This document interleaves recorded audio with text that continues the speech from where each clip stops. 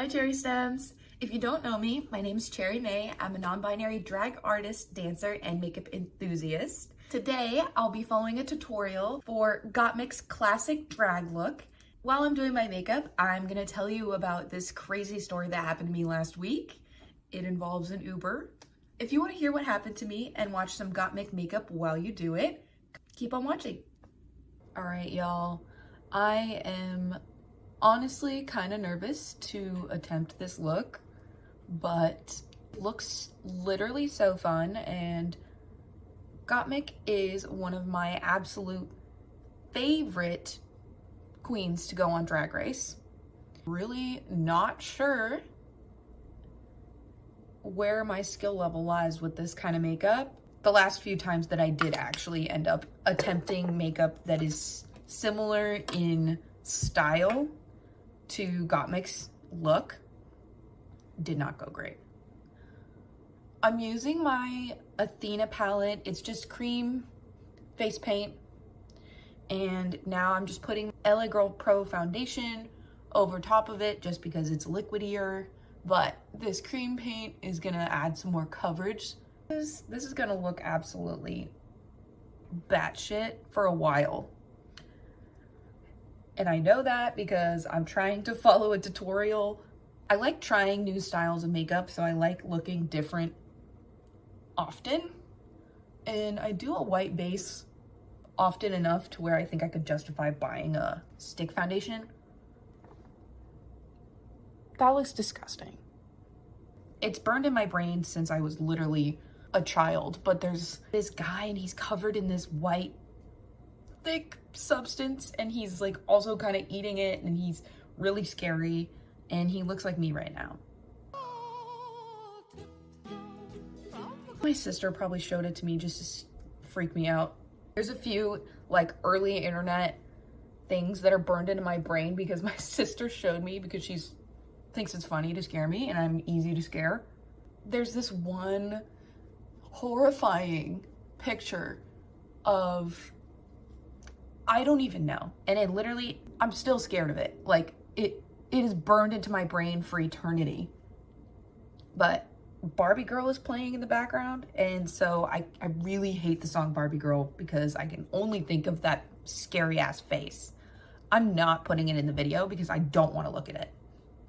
I'm like slightly too young for a few of these references, but that's just because I saw them too young. I'm going to add some of this LA Girl Pro concealer.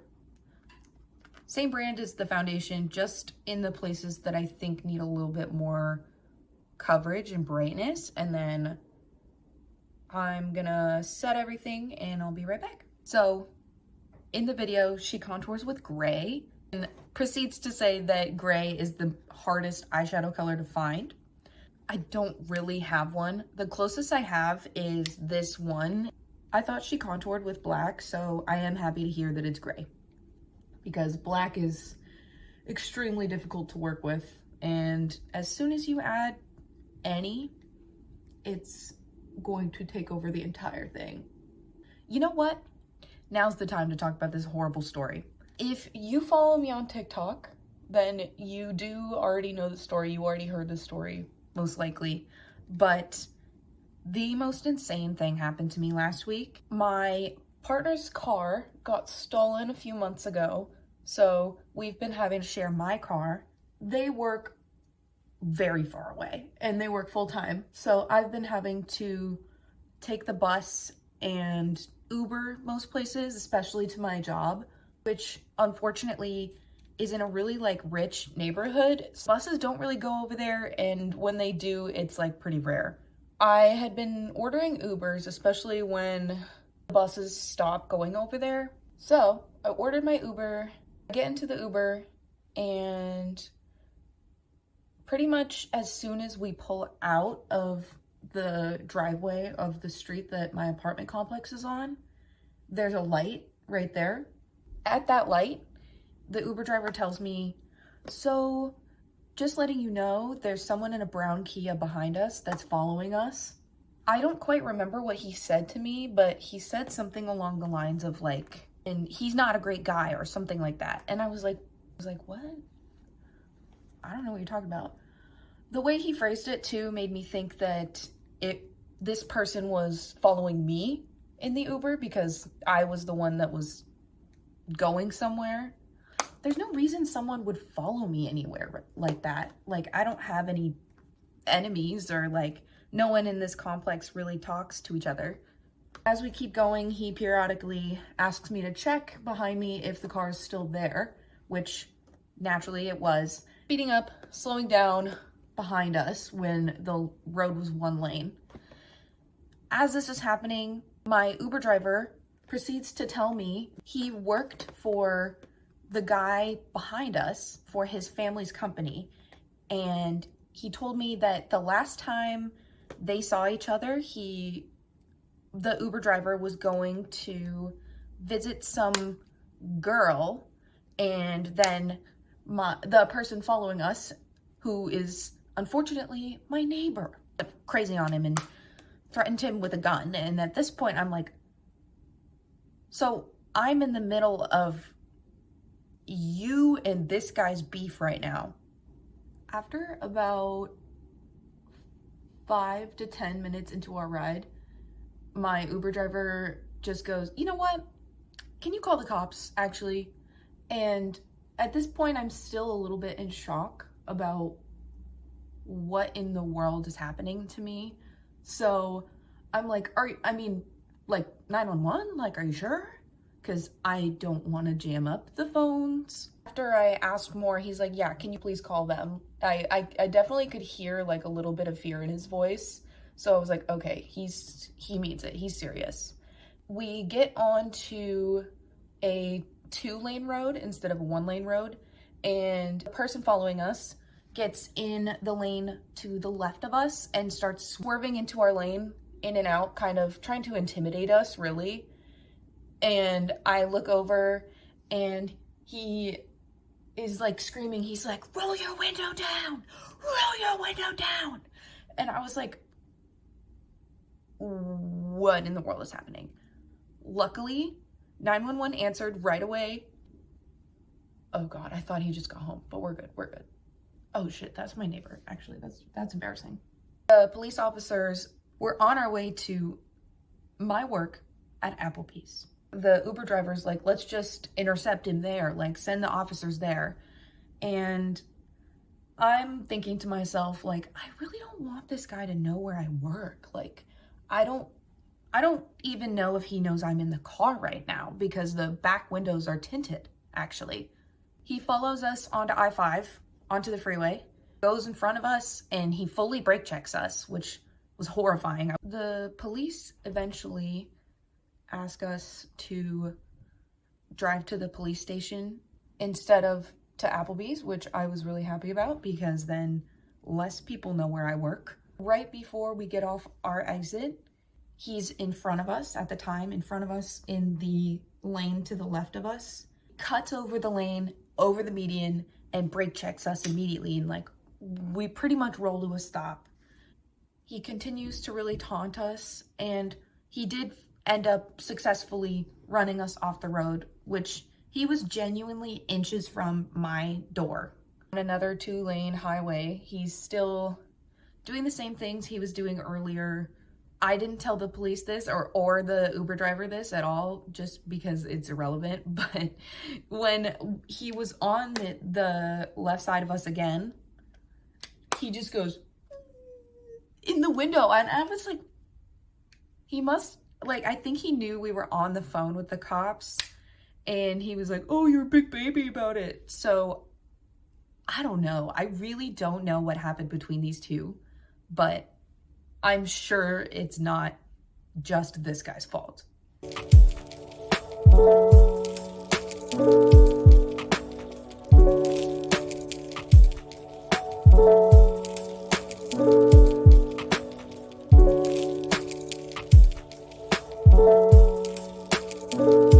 That eyeliner took a lot of patience, but where were we?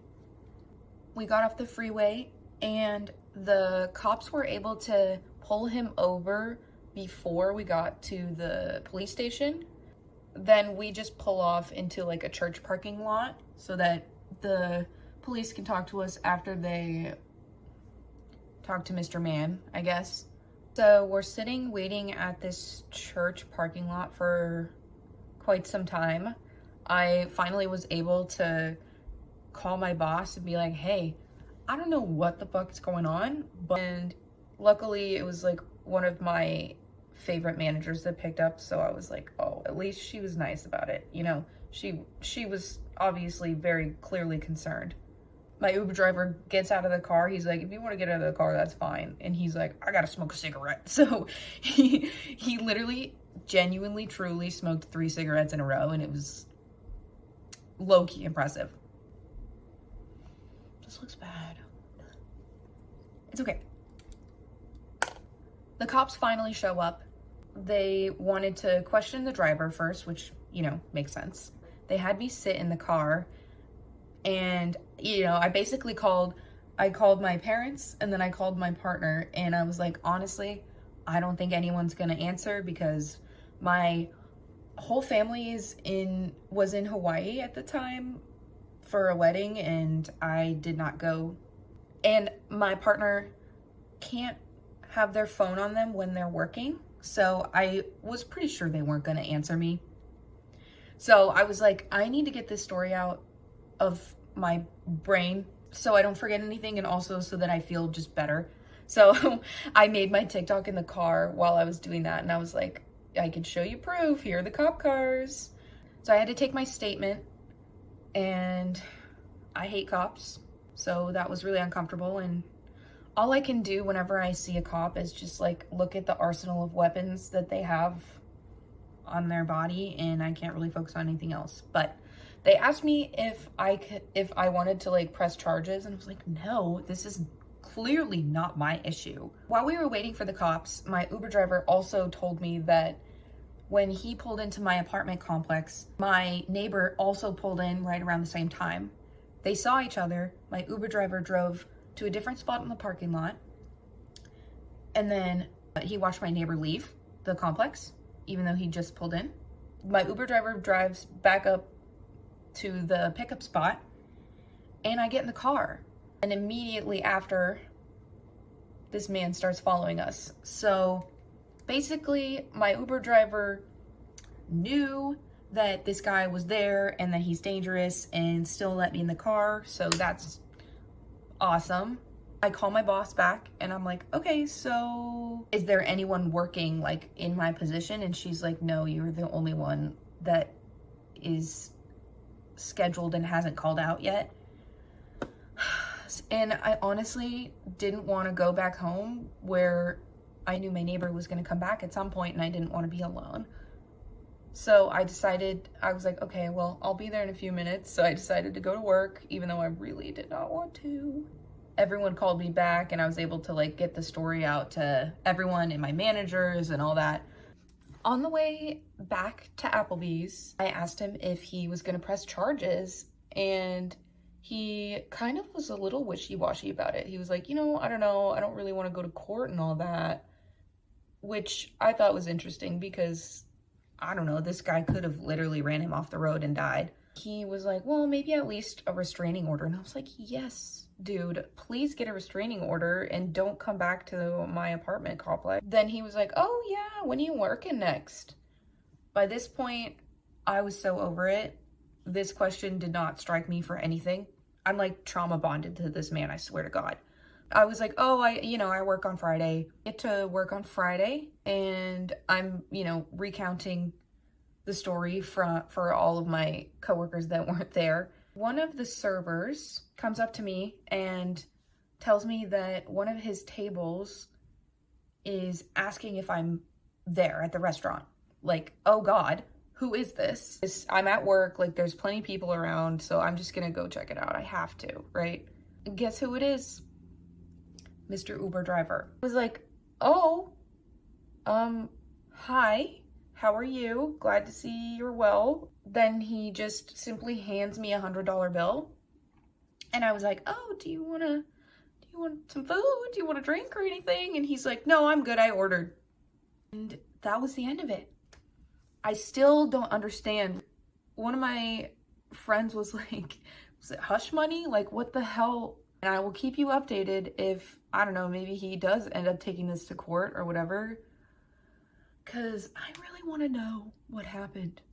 Definitely my Uber driver did something to this guy. Because this guy, he could have hurt us easily, and he didn't. And he also, like, I've never seen him act that way. He lives in my apartment complex. And we passed by him on the way back to Applebee's, and he was cooperating just fine with the police. So I was thinking, someone who is just like randomly insane, I don't think would cooperate with the police, and probably would have taken the first opportunity to hurt us. Like I said, I was a little afraid to go back home, but that night, my partner and I put in applications for a different apartment because we've been actually looking for apartments, and we got approved the next day. Once we got this place closer to my partner's work, it's really far away. So I was like, what is the point in me even working here anymore? Before my Uber driver showed up to my work, I had literally just quit. And I had explained the story to my general manager. I got so caught up in my own story, but Gottmik is an absolutely incredible performer. One of my favorite Gottmik moments is when she does her little lip line and she goes, ho ho ho, because it looks like a mustache. The first trans man on Drag Race and a huge advocate for the trans community, especially in drag. Work. I just gotta put lashes on and then I'm ready to go. All right, y'all, this is the finished look. I honestly thought my little piggies that I had in already were cute with it, so I kept it. I'm not as mad at this as I thought I was going to be.